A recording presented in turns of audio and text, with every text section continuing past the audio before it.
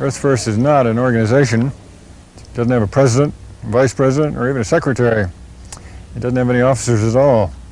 And no headquarters, no hindquarters. Who's their leader? They don't have a leader. They're all leaders. And there's thousands of them running around loose in these United States this very minute. Earth First got itself started about 7 years ago by a few people who were tired of all the compromising by the mainline environmental outfits. Earth First is against that kind of compromise. The way they see it, the wilderness is our natural native home. And when government and big business invade your home, you don't compromise, you resist. If political means don't work, try public protest. If that doesn't work, try civil disobedience. And if that doesn't work, as a last resort, you can try environmental sabotage. Earth First people call this monkey wrenching. Throwing a monkey wrench into the gears of the industrial system when it comes busting through the front door of your native original home. If I had a little more nerve, I might join up with them myself, at least at nighttime, and if I could get my mother and daddy to come with me.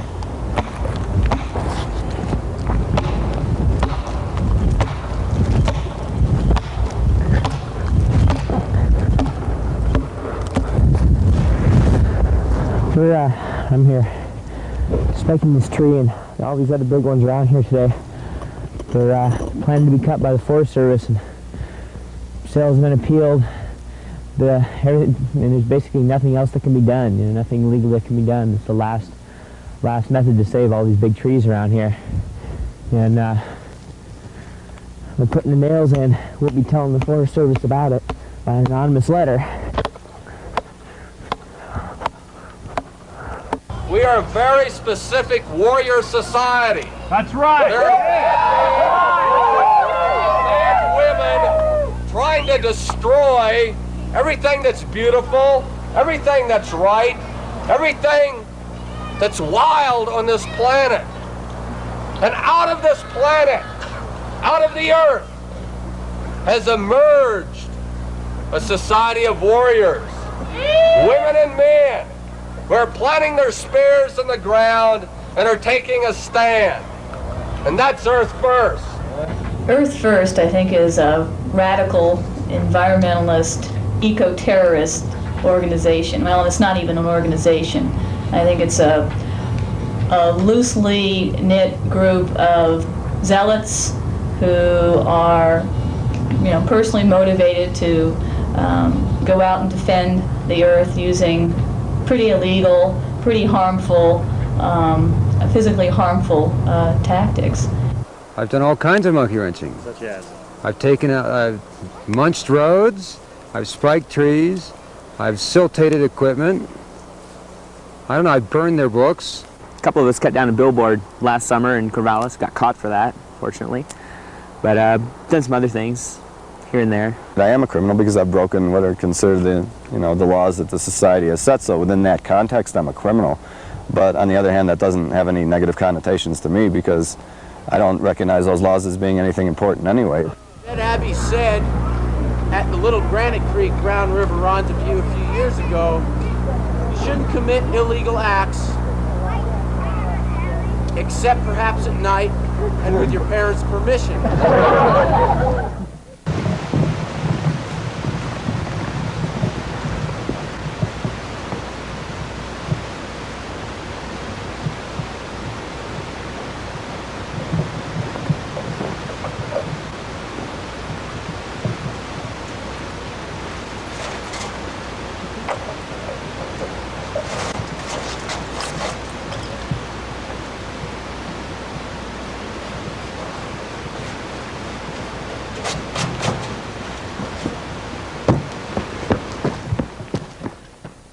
Well, 10 years ago, I was the chief lobbyist for the Wilderness Society in Washington, D.C. I began to feel, along with other people, that the environmental movement was steadily losing its passion and its soul. There were basically two things going on.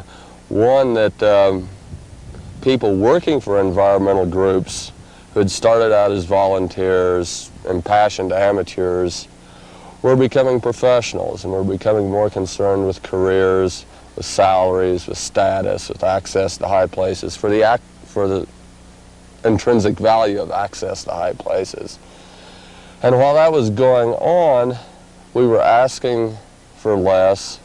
We were taking weaker stands on position. Earth First is warriors! And if you aren't a warrior, then I suggest you find another group. And I'm not criticizing you, because there's a need for other groups and other methods. But in Earth First, we have got to be warriors first and foremost. What I think about Earth First is they serve a purpose. They serve a purpose of moving the debate the next step. When you have corporations that act illegally and immorally, and when you have bureaucratic environmental organizations like the Sierra Club and the Wilderness Society and the Audubon that move slowly, sometimes you need people who are so frustrated and angry that they take direct action. And I understand that type of behavior, and I understand the purpose that Earth First serves. Well, basically I think they're folks who have a definite opinion about how some of the natural resources of this country ought to be managed, and are willing to use any method available to them to express their concerns. They're a radical environmental group that will not stop at anything to pursue what they feel is right. I think what Earth First does is cross the line between peaceful assembly and peaceful demonstrations to things that really have an impact. We feel that there's very little wilderness left, and very little of that is old growth timber, and some of this timber around here is the finest in the world, and we feel it's worth protecting. Even worth going to jail for? Yes.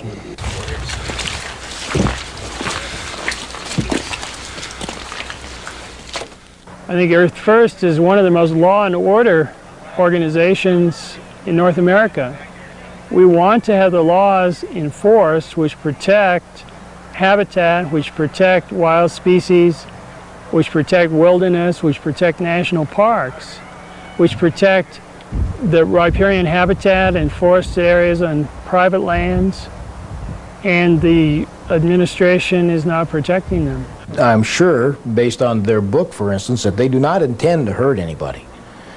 But they are definitely taking actions which have and can result in injury to people, and possibly even worse. Sabotage is done because of a sense that there is a higher purpose than the existing laws. Tree spiker for many years. I spend all my money on tree spikes and beer. I go down to the valley where tall timber grows. How many I've gotten, well, nobody knows. All right, I want to... It's shocking, a shocking book. It scares me in a way. You know why it scares me? What? It scares me because there's the potential for violence and harm to human beings, and I have a problem with that. I don't want to see old-growth forest ripped down, and I don't want to see people poisoned, and I don't want to see the air polluted, but I don't want to see anybody die either. I really don't. I'm against the techniques and tactics that they prescribe in there.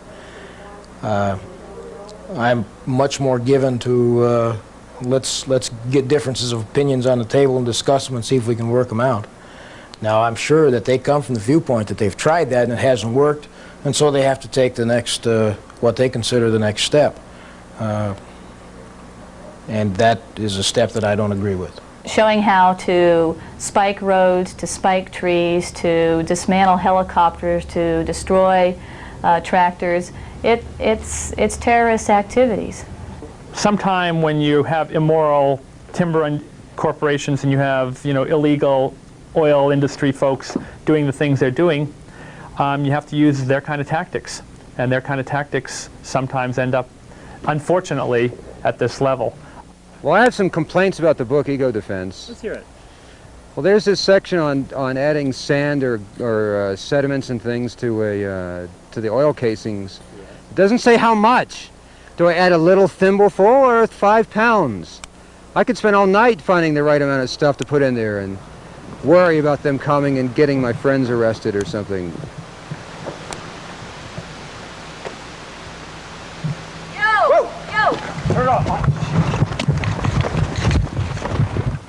Earth First offered something that other environmental groups hadn't. I had been an environmental activist for about 8-10 years. And I was doing everything. I was writing letters, I was talking to my congressman, I was, reading environmental impact statements, I was leading hikes to introduce people to the woods, and I was losing.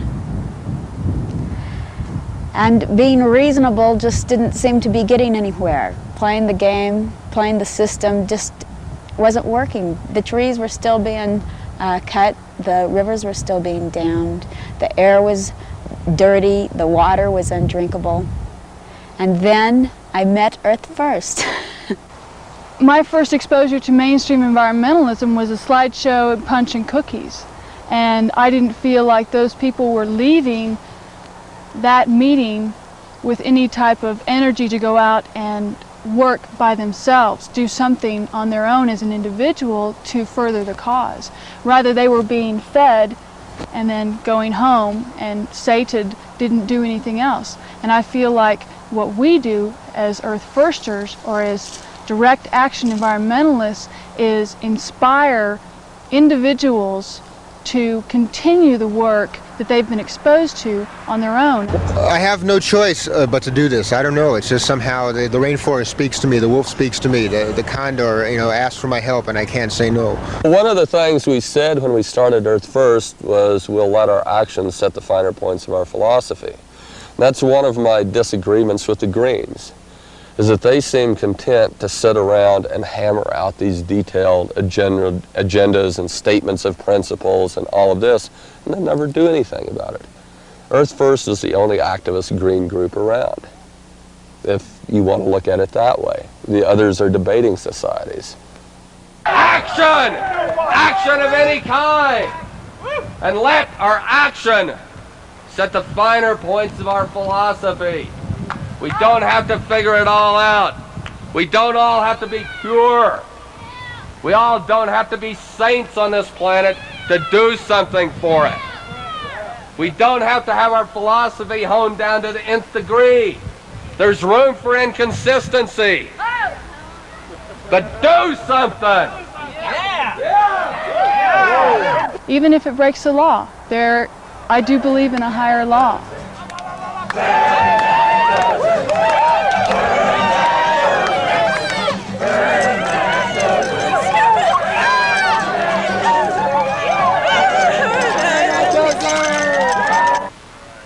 It's time for a warrior society to rise up out of the earth and put ourselves in front of the juggernaut of destruction, to be antibodies against the human pox that's ravaging this precious, beautiful planet.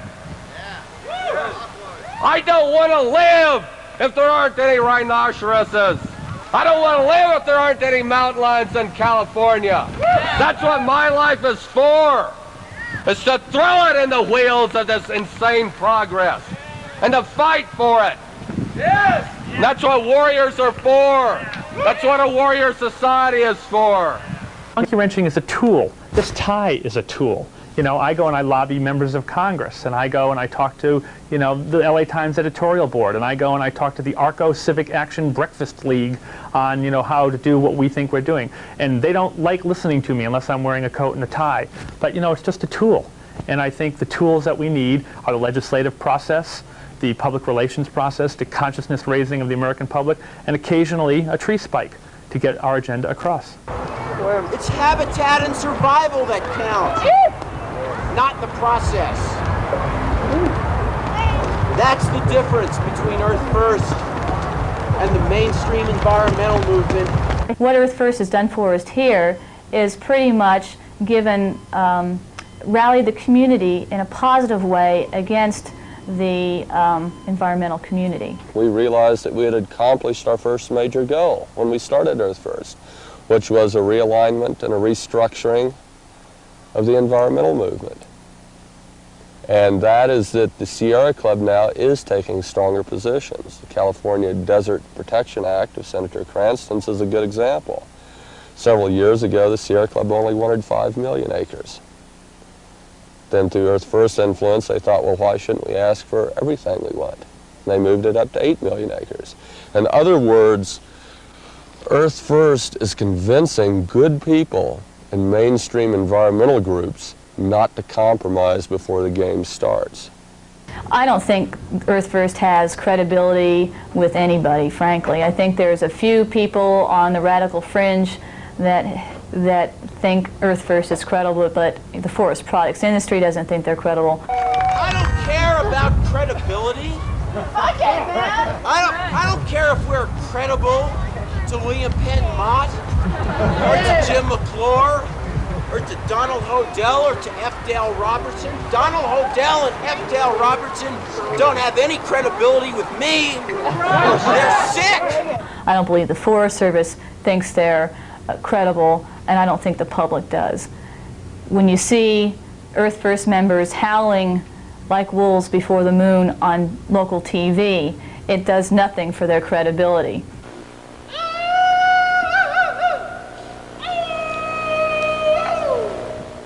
As long as they're willing to work within the normal bounds of restraint, we're willing to listen to any dissent they have to present. We aren't interested in credibility or legitimacy with a gang of thugs running this planet. We don't care if Senator James McClure or Secretary of the Interior Donald Hodel don't want to let us in their office, because they don't have credibility with us. They are just a bunch of backstreet alley thugs that have power and who are running things and who have no moral or ethical right to have any control over us. Circling the universe, circling the universe, wings of pure light, on wings of pure light. Oh, It makes us look moderate, you know, to be quite frank, it makes us look moderate. When Earth First is out there saying 100 million acres, and we know that we really only can get 25 million acres, and, you know, I go to Congress and I'm saying, you know, 25 million acres, and they're screaming 100 million, I can turn to the congressman and say, we're the voice of reason, you know. It's frightening in the society to some politicians that the Sierra Club's the voice of reason. Well, compared to Earth First, they're a lot more moderate, but I am worried about their quiet acceptance or their lack of condemnation of Earth First and terrorist activities. Earth First was a fundamentalist revival, an attempt to get back to the roots of Muir, Leopold, Marshall, to say that wilderness has a right to exist for its own sake. Now, this was a philosophy that a lot of people in the environmental movement believed in, but nobody was willing to articulate it publicly. Long as the legend of the life of John Muir and many other dangers he braved. Without his leadership, you can be sure Yosemite would never been saved. A century later, the battle remains. The momentum we're facing is huge. But so is the movement inspired by his name. May his courage and his work live in you. Your power to you, and you fight to keep that river alive. Your power to you, as you help another species survive. Your power to you, John Muir would have been proud. He traveled miles, thousands of miles. Oh, I think John Muir would be proud of the Sierra Club, and I think John Muir, the principles that John Muir set down when he was trying to save Yosemite, the exact principles that we use now. The worldview of the executive director of the Sierra Club is closer to the worldview of Jim Watt and Ronald Reagan than it is to that of Earth First. And one reason why we see Sierra Club as being inadequate is that they are basically trying to reform a system which we feel is totally destructive of life, and we are trying to subvert the system. we'd like to see the system collapse. When I say the system, I mean the modern industrial system as we know it. And one reason why we see the modern industrial system as being so destructive is because it is based on the premise that human beings are superior, and that it is for human beings that the world exists. And I think that a lot of Sierra Clubbers accept that premise, whereas Earth Firsters reject that in favor of a biocentric worldview, the idea that human beings are just another species among millions of others on the planet. The Sierra Club is part of the system because we choose the system, the governmental system, to be a tool that we use. But are we accepted parts of the system by those who are in control? We're definitely not calling the shots. Well, moderate environmentalism is bureaucratic in nature. The issue, the way I see it, is right here. That's the issue. The issue isn't sitting and cutting deals in smoke-filled rooms. The mainstream groups, and a lot of times, aren't even saying what I'm saying. It's, you know, their positions are far too moderate. They're willing to give up too much to commercial interests. The major environmental groups are still are reform. They still believe in the system. They still think that whatever man can use, that man's use of the natural world is still the highest and best purpose, and they're just arguing about whether backpacking is better than mining or not. And whereas I think that Earth First is saying that the natural world, for its own sake, for its own continuance, for its own continued life and diversity, is the highest and best use of this world.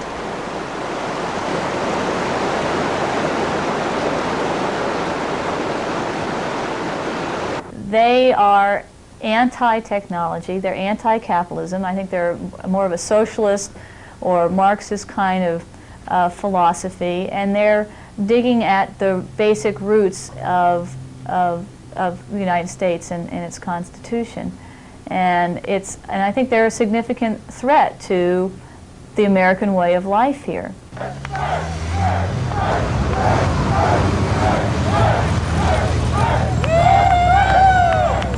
It's not a problem with capitalism or anything like that I'm talking about. It's sort of a problem with money in general. Money is a system that tends to canalize and sort of almost flow against the ecological energy flow in order to be part of a system which is making use of it, utilizing it. We aren't left, we aren't right, we aren't in the middle, we aren't even in front or behind. We aren't even playing that game. They're a loose-knit, I'd almost say disorganized, radical environmental group. They aren't an environmental group maybe like the Wilderness Society or the Sierra Club that stand up and fight issues at the level they should be fought. Radical means coming from the root, one of the definitions. I think that certainly in that respect we're radical, that we go to the roots. John Muir, Aldo Leopold, Rachel Carson, it's the old-time religion as far as we're concerned.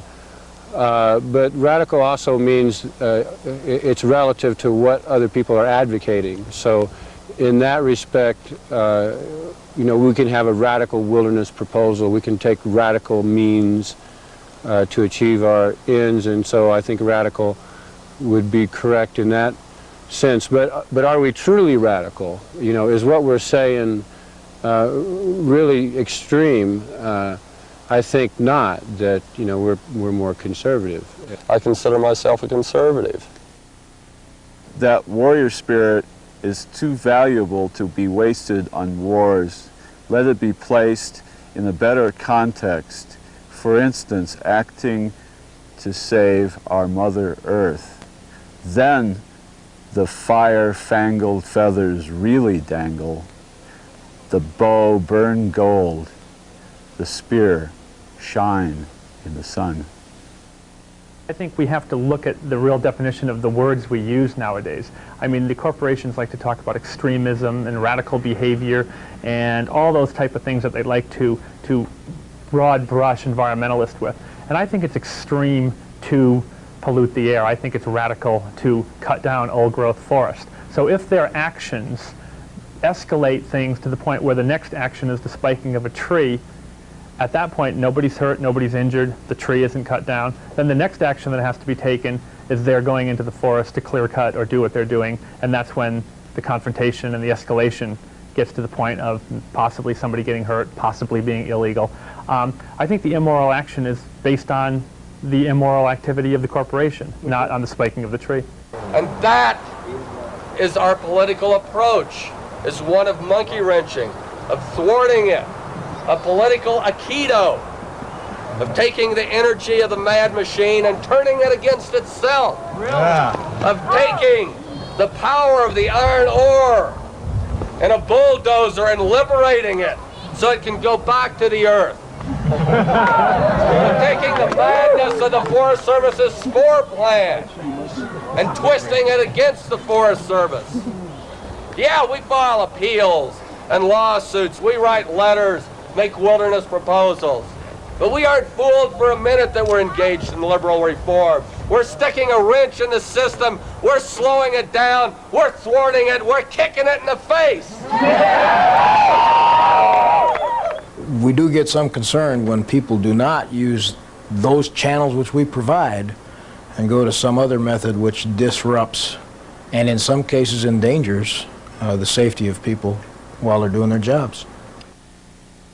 Some other techniques which we have seen, which I think are prescribed in Dave's book, like removing all of the survey stakes on a road, for instance. Now that's very easy for someone to do, walk along a road survey line and remove all those stakes without thinking about how much it'll cost to replace those. Sometimes $15,000, $20,000 worth of damage can be done in an afternoon. The philosophy behind that is if enough of this goes on, if enough damage is done to the industrial tools of the incursion into wild places, then insurance rates are going to go up. The Forest Service won't be able to both build new roads and keep their old network together if it's being torn up. You can look at the economic aspect, at long-term and short-term. It may cost a logging company so much that if say all the trees are spiked and a couple of their machines are trashed, it may cost them so much that next month they can't afford to bid on another sale. It has cost us some money, and not only from the forest products industry, you know, the logger who's out there, or the road builder who's out there trying to make a living, or the mill operator that's relying on the timber supply from that sale. So I calculate it probably caused about $1 million worth of damage recently, but they can sue me. I don't have any money. Ha ha ha. Go to jail, free coffee. Great, 3 meals a day. TV.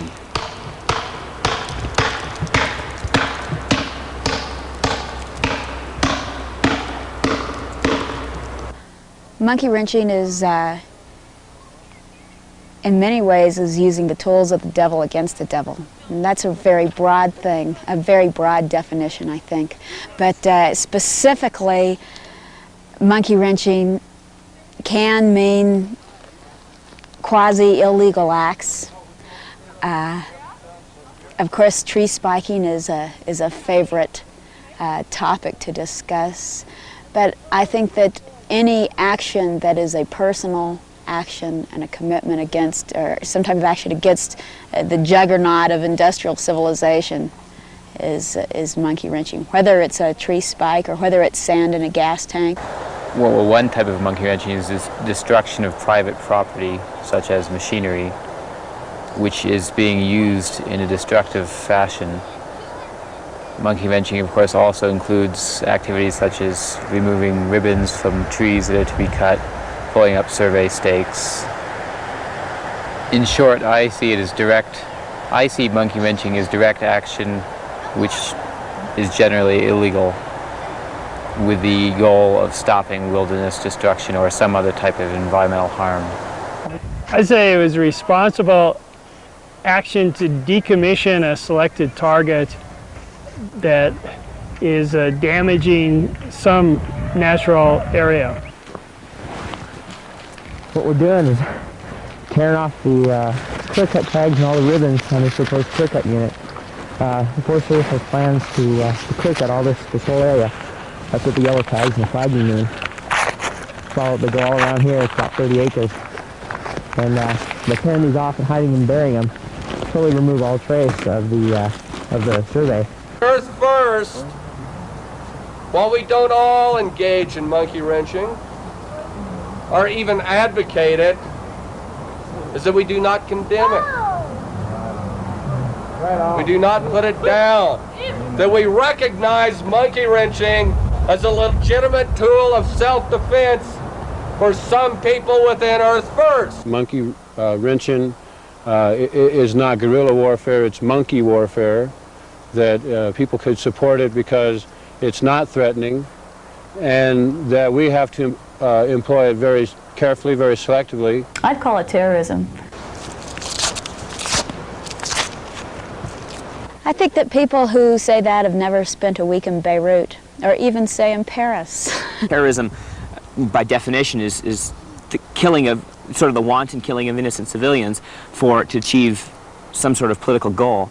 Whereas ecotage definitely makes a big effort not to hurt living things at all, and is basically oriented. It's a defensive sort of thing. The idea is to stop a bulldozer that's bashing a road into the wilderness, to prevent loggers from cutting trees, things like that. Terrorism is a violent attack that puts human life in jeopardy. Monkey wrenching is simply sabotage of inanimate machines for ecological purposes. I don't know if it's terrorism or not. I couldn't tell you. It's certainly a violation of law, and I think a violation of proper behavior. I'm sure it depends on each individual's perspective. To me, it's very close to terrorism. Everybody follow the bouncing spike! Been a tree spiker for many a year. I spend all my money on tree spikes and beer. I go down to the valley where tall timber grows. How many I've gotten, well, nobody knows. One of the most bothersome things here is that our local Audubon and Sierra Club and even our local Earth First chapter have not come out and strongly condemned the activities of Earth First. You never heard anybody saying, well, gosh, it's really too bad that the mill worker down in Northern California had his face ripped up by a spike. And until people start saying, hey, we don't think it's worth human life to save these areas, they're in a sense condoning murder. Logging companies won't want to bid on a sale like this when they know the trees are full of nails. And we get them up high here so the actual loggers don't get hurt if they go to cut them, but they know the companies will know their blades will get damaged in the mill by these things if they do try to cut them, but like I said, we'll notify them. They probably won't try. They probably won't even try. Put a log on the carriage over here, and as that carriage comes forward, on the left side of the band there, the teeth saw the log as the bandsaw is going around. What happened there is they hit a spike that was embedded in the wood, and the bandsaw actually broke in two pieces and flew out of there, and part of it hit this guy in the neck and knocked his teeth out and did quite a bit of damage. That's the reason that mill employees are a little bit concerned about tree spiking going on by environmental groups that are protesting the logging of these areas.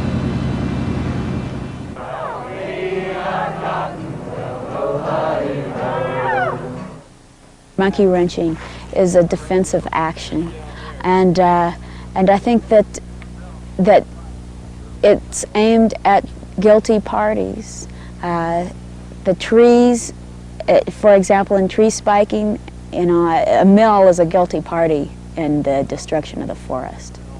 Terrorism is destruction of biodiversity, the freedom of not only the natural life forms to live out their lives unfettered and free and alive, but to at the same time extinguish human spontaneity and human freedom. That's true terrorism. It's terrorism in the form of Western governments today. That doesn't even bother me whether people call us terrorists, because I think the most important thing part of our work is to get our message across. And those people who think we're terrorists are not damaging us, because we are still getting our message across to those who are sympathizers. And the more sympathizers we reach, the stronger we become. And in the end, I think people will realize that the terrorists are really the people we have been fighting, the destroyers of the earth.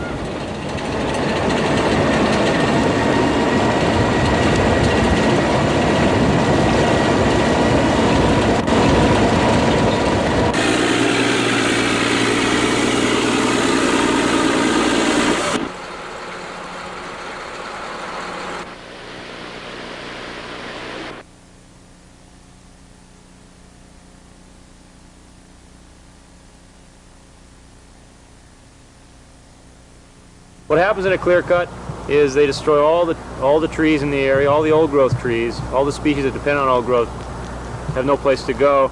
They disrupt the soil completely. The soil is completely disrupted, it's completely torn up, it's going to erode. What happens is that there's a net decrease in the amount of species in this area.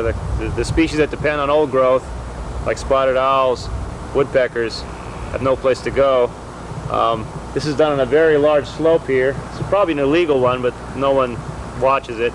It's going to go down, all this soil is going to erode down into the creek down there. If there's any trout breeding grounds down there, they'll probably be destroyed. Clear cutting is where you harvest everything that's merchantable off a given, say you have 5 acres or 10 acres you're going to harvest. You cut everything, take it all to a landing and haul it to a mill, or use it somehow, firewood or whatever. And so there's nothing left. It's as bare as the mill yard here.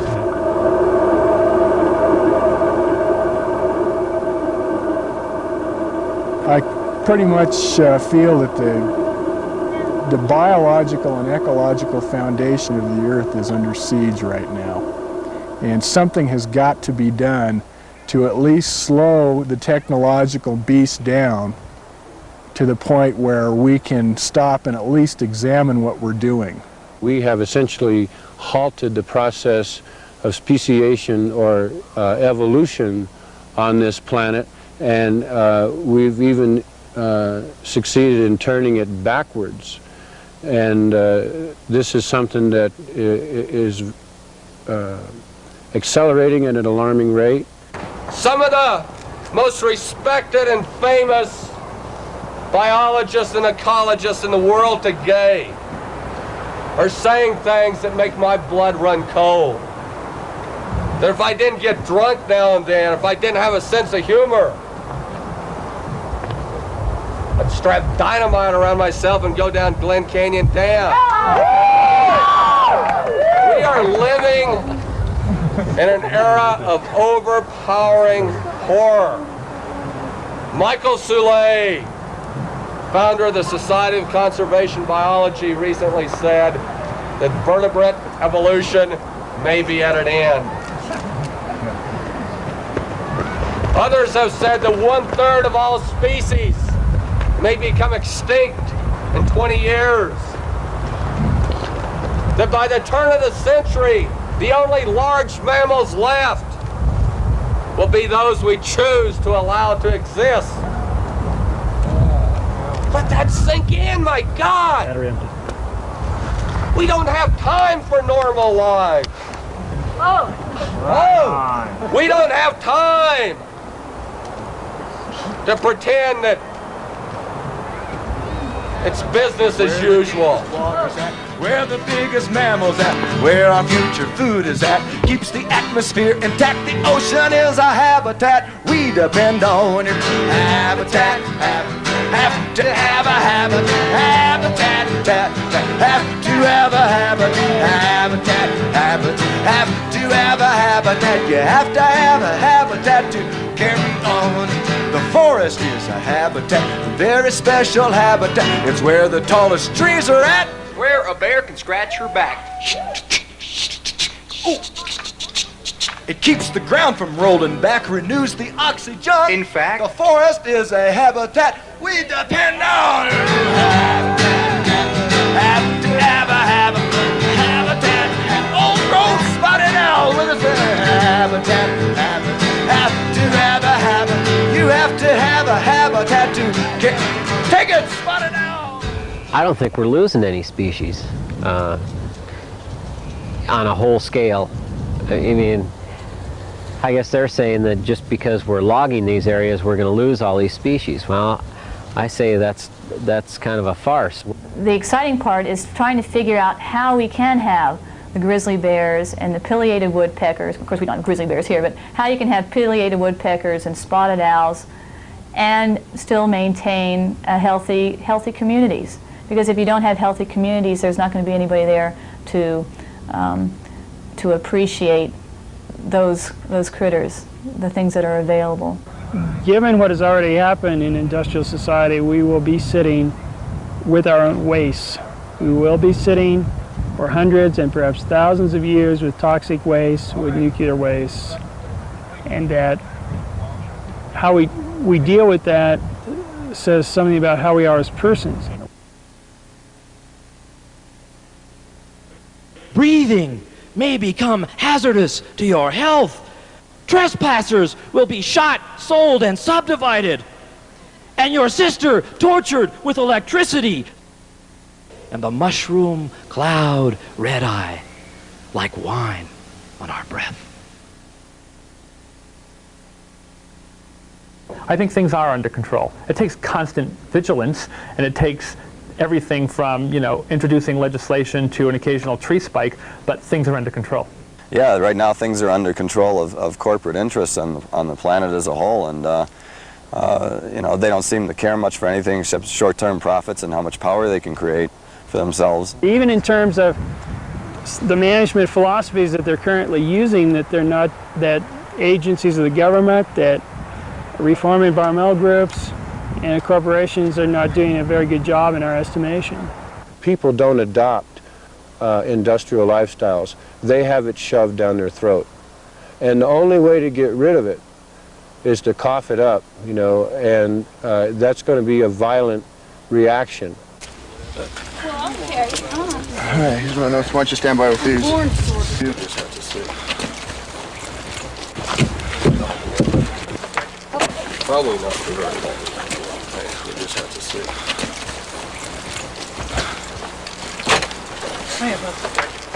We're talking about no compromise in the remaining 10% of the continent that is being rapidly galloped up because in the last 200 years, so much of it has been used in this industrial juggernaut that keeps biting away at the lifeblood of the continent. We are offering a fundamental challenge and critique of industrialism, progress, and technology. Are we Luddites? You're damn right we're Luddites! Do we love the sight of a burning bulldozer? We love the sight of a burning bulldozer! No one stands up and questions technology or industrial society because they don't recognize the rights of other species to inhabit the earth. The only way you can have industrial society is to trample on other habitats, other communities. I don't think technology is going to kill us. I think a judicious use of technology and an intelligent use of technology is the answer. I don't believe in going back to a pre-industrial society as a solution to any problems. Many of us in the deep ecology movement or the Earth First movement would like to see human beings live much more like the way they did 15,000 years ago, as opposed to what we see now. So better beware, be wary, be warned, be aware that though the budgie chirps in her cage, gross national product, tweet, tweet, the fingers on the trigger, the teeth is in the neck, and old man Coyote is a humpback Groucho. Ow! There is some things wrong with the industrial system when profit becomes greed and when greed becomes the driving principle. There's nothing wrong with the system of profits when it's balanced with some type of environmental sensitivity. The major threat to biological diversity is industrial society. I mean, even though everybody has Applying technology, no whether if it's just simple agriculture or sophisticated hunting and gathering and herding as a lapse. You know, everyone has certainly made mistakes, but no one has made mistakes like we're currently making right now. I think maybe Earth First would like to see, you know, cities ripped down and Los Angeles go back to the Indians, and I understand that that's not reality. We're anti-technology. Somebody's got to be anti-technology. I'm working for the forest. No, you can't scare me. I'm working for the forest. I'm working for the forest till the day I die. What we're going to do here is in this area of the Forest Service, the trees are going to save in this clear cut here are marked with big W for wildlife. By just carefully marking a few extra. You know, these are trees that we save and they'll never know the difference. And it's a real good trick. You got to use the same kind of paint. But as long as you don't mark too many, they'll never know. Earth First is just simply a warrior society that has a biocentric impetus. Our goal is to protect as much threatened natural diversity as is possible now, to save the building blocks, to make sure that there are grizzly bears and great blue whales and rainforests and old-growth redwoods somewhere, so that in the final thrashing of the industrial monster, everything else that's good on this planet is not destroyed. That our job is damage control. I think we've learned that because they threw the book at me, because I got the maximum jail sentence, that tells us something. That tells us that the developers, that the uranium miners here in Arizona, that the loggers in Montana, that the Forest Service across the country, that the politicians fear us, that they fear what we represent. I see monkey ranching or sabotage as a very limited part, a small part of a much larger campaign. It's not an end-all tactic, but during a campaign where we're trying to protect old growth, there can be some spiking, some road desurveying, equipment being damaged as part of an overall attempt to slow down or in some cases even to harass the people who are involved in this, you know, this tremendously destructive activities. Monkey wrenching is kind of almost a coup de grace and the most unexpected tactic that we have, and it's the one that costs the other side the most money and is hardest for them to defend against, and it absolutely is part of a vital strategy. The future of monkey wrenching is that it's going to continue to become more and more widespread. More and more people are going to engage in it. Some people are going to get caught, that's inevitable. Some people are going to go to jail. It's very clear that some of their actions are a crime, and they should be dealt with as criminals. The only monkey wrenchers they've caught were caught because of their own foolishness, their own carelessness. The Forest Service in Oregon has turned over tree spiking cases to the FBI now because they've admitted that they can't do anything with it. Of course, the FBI can't do anything with it either. Earth First members need to be held accountable for their actions, whether it's tree spiking or damaging equipment or causing loggers lost time. There are already existing laws in the book in which Earth First strongly supports. In a certain sense, strongly supporting those laws means that you have to engage in sabotage if you do support those existing laws on the books because the administration is not supporting them. I think, on the other hand, when they go too far to endanger people's lives through maybe tree spiking or some other form of terrorist activity, I think they've gone too far. Laws are forgotten, or the laws are avoided, or the laws are completely thrown away. And then you still have the old-growth forest being cut down. I can see why people would then spike the trees and lay down in front of the bulldozers. I'm saying take the law into your own hands. That's all you have to do. If you just go by their laws, down come the trees, and then up goes the slash. Yeah, how are we going to do? Why are we doing all of this? It's because we are the most important generation of human beings to ever walk this planet. That today, this moment, 1987, is the most critical time in 3.5 billion years of organic evolution on this planet. We aren't trying to save backpacking parks. We aren't trying to clean up the air so we have nice scenic views of the Grand Canyon. We're trying to help evolution continue. Whether it's nuclear war, big mountain, acid rain, all these are mere symptomatic ills of a basic divorce from our source, the sacred Mother Earth. By finding our place in the earth, we find out who we truly are. We are the children of Turtle Island, a story that's old and that's new. On Turtle Island, there's a turtle smile, carrying the world for you. Oh my, carrying the world for you. Oh my, look what we got. Oh. Woo! Wilderness. Wilderness is the essence of everything we're after. Natural diversity. We aren't an environmental group. Environmental groups worry about environmental health hazards to human beings. They worry about clean air and clean water for the benefit of people, and ask us why we're so wrapped up in something as irrelevant and tangential as wilderness, something as elitist as wilderness. Well, I can tell you a Kaibab squirrel doesn't think wilderness is elitist. They don't have any compassion for people. They're out there trying to save the wilderness. And who are they trying to save it for? If it's not people, I don't know what they're trying to save it for.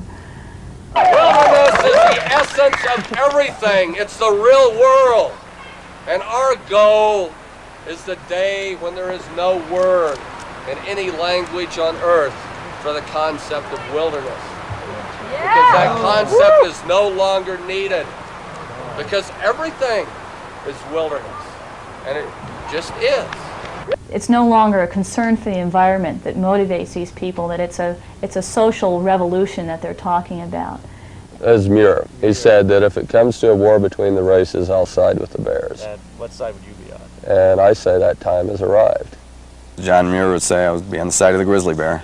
Depends. Certain bears, certain people. You know, all bears and all people. I don't know. The bears. The problem with Earth First is that they don't care about people. They really don't care. They could care less. The people who came here to sit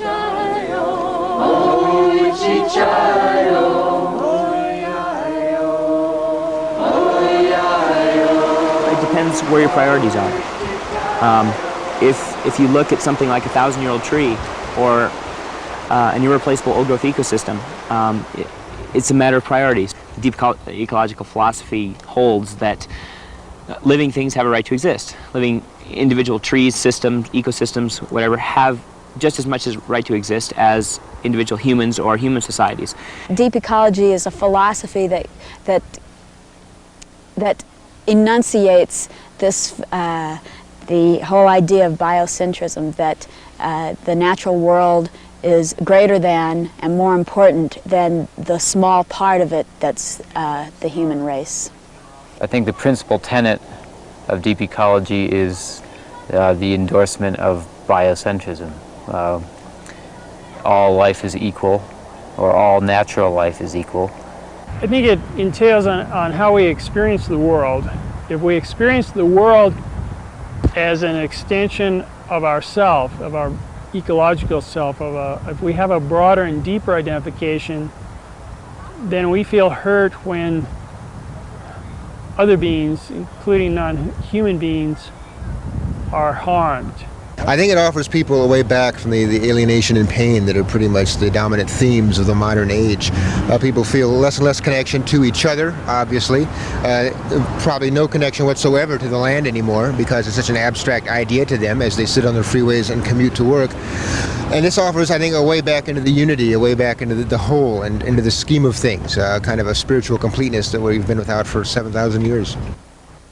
Look at these ponderosa pines. Look at the maypole. They're screaming out with joy. And that's what we've got to scream out with. Whether we're sitting in jail, or standing in front of the bulldozers, or writing letters, or being crushed by the oppressiveness of urban smog, we've still got to ring with joy. And there is no more glorious life than the life of a warrior in defense of what's right. And my heart is so buoyed and so cheered by the warriors I see here this week. The women, the men, the children, those of us who are turning gray. We're all warriors. We're all fighters. We're all dedicated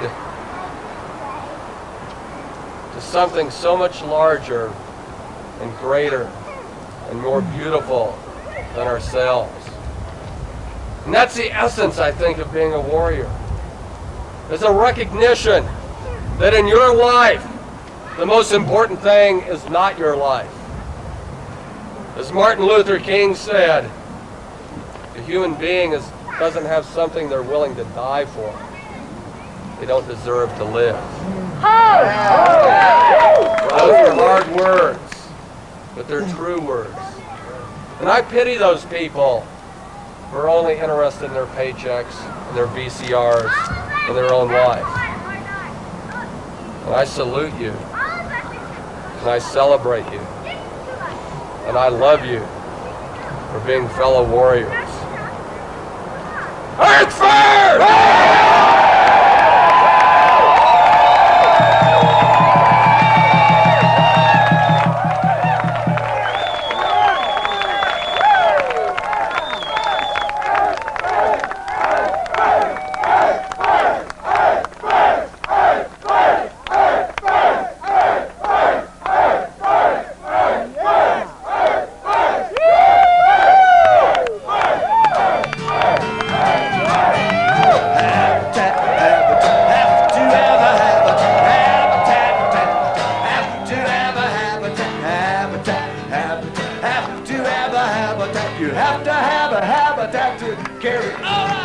The ocean is a habitat, very special habitat. It's where the deepest water's at, where the biggest mammals at, where our future food is at. Keeps the atmosphere intact. The ocean is a habitat. We depend on it. Habitat, habitat, habitat.